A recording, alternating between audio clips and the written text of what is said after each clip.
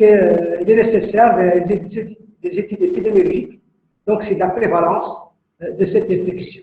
La majorité des données au niveau des ministères de la Santé sont des données à 75%, ce sont représentés au niveau des marchés.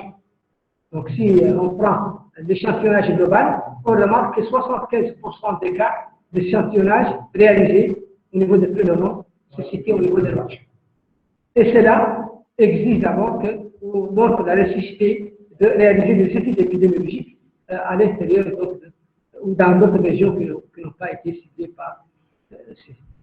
Également, ça c'est une question importante, c'est de faire des recherches à identifier et caractériser les souches circulantes en Mauritanie.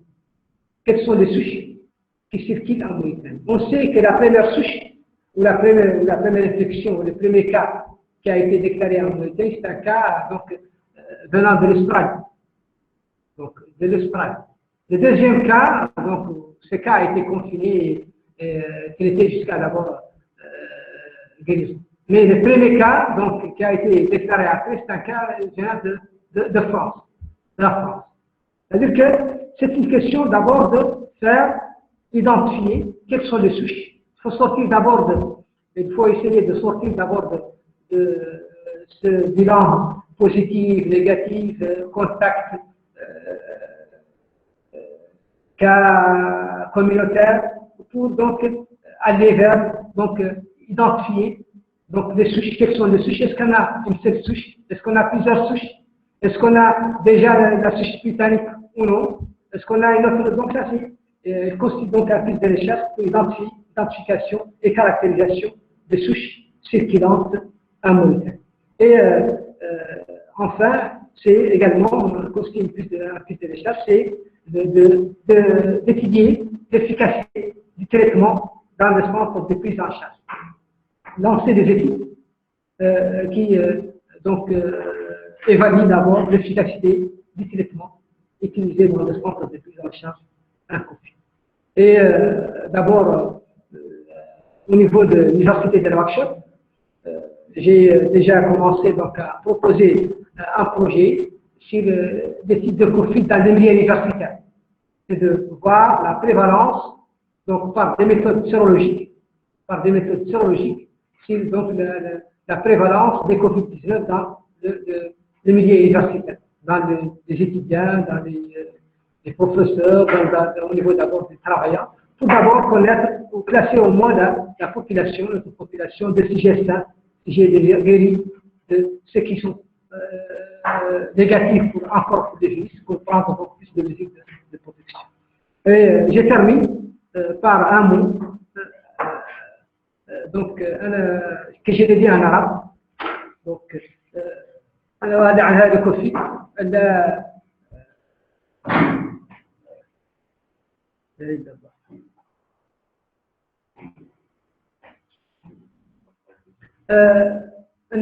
لا عاصم اليوم من امر الله الا من رحم. صدق الله العظيم. شكرا.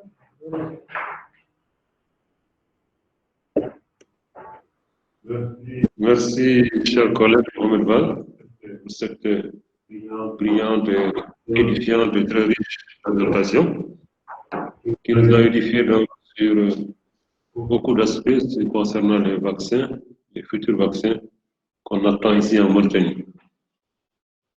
Bon, avant de passer la parole aux autres intervenants, moi, quand même, j'avais deux petites questions concernant ce sujet, le vaccin. Bon, des questions assez générales de curiosité aussi.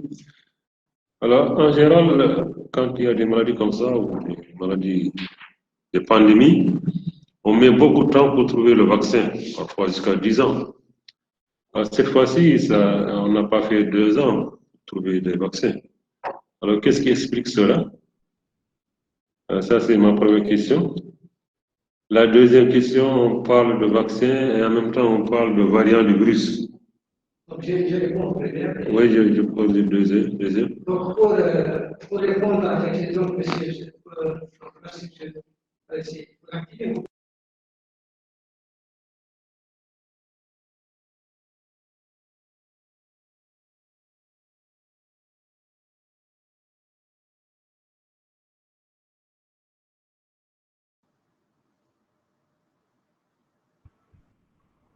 هي شنو la question?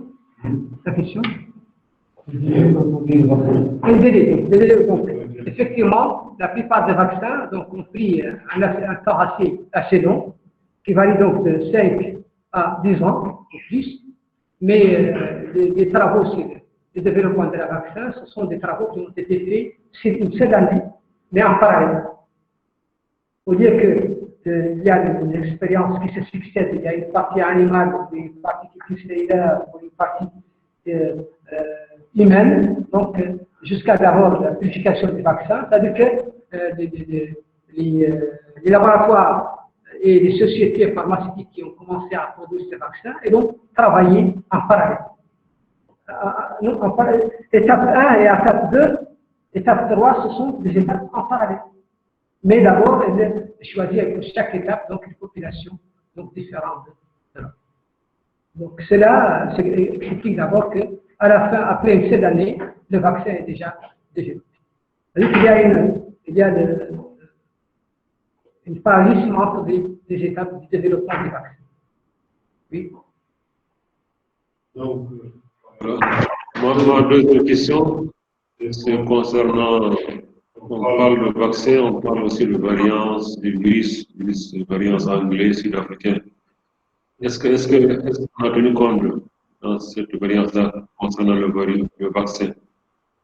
Est-ce que le vaccin peut être efficace contre ces variances-là ou bien il n'y a pas de relation?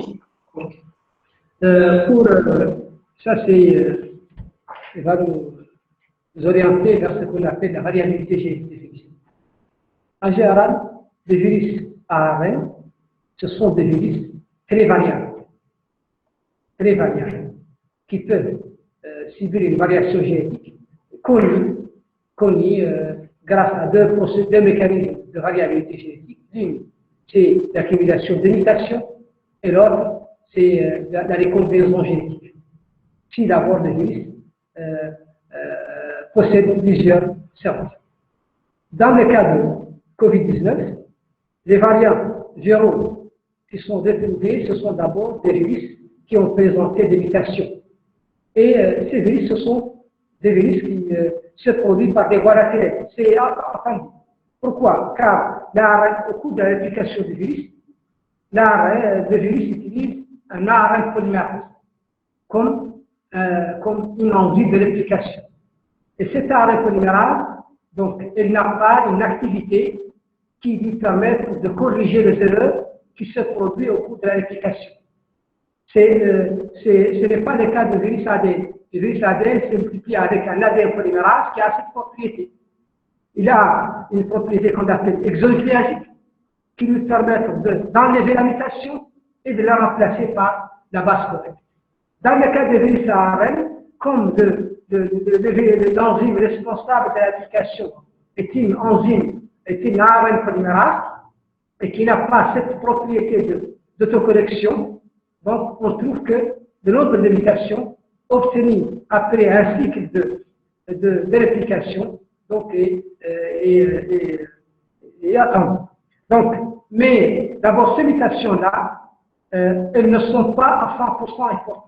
Selon mon expérience, j'ai travaillé sur des virus que qu'on a donné, qui ont une composition naturelle, sauvage, qu'on a administré à des enfants comme vaccin, et on a suivi des modifications qui peuvent subir des virus à l'intérieur de l'intestin de l'hôte. Après l'excrétion des virus dans les selles, on a isolé les virus et on a des séquences pour comparer avec la souche sauvage. On a remarqué qu'il y a un nombre de mutations variables d'un individu à un autre. Et ce nombre de mutations, c'est logique via l'impression du système immunitaire. Les mutations, ce sont d'abord c'est une réponse que le virus donne à la pression du système immunitaire.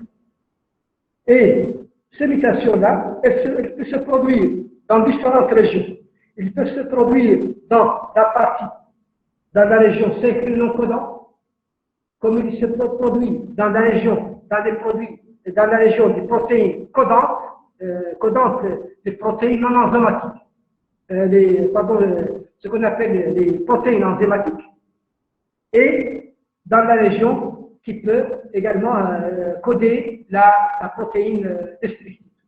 Et en général, les mutations, ce sont d'abord des différents types. Il y a des mutations où leur effet est négligeable. Ça, c'est ce qu'on appelle des mutations silencieuses, qui remplacent un codon d'un acide aminé par un autre.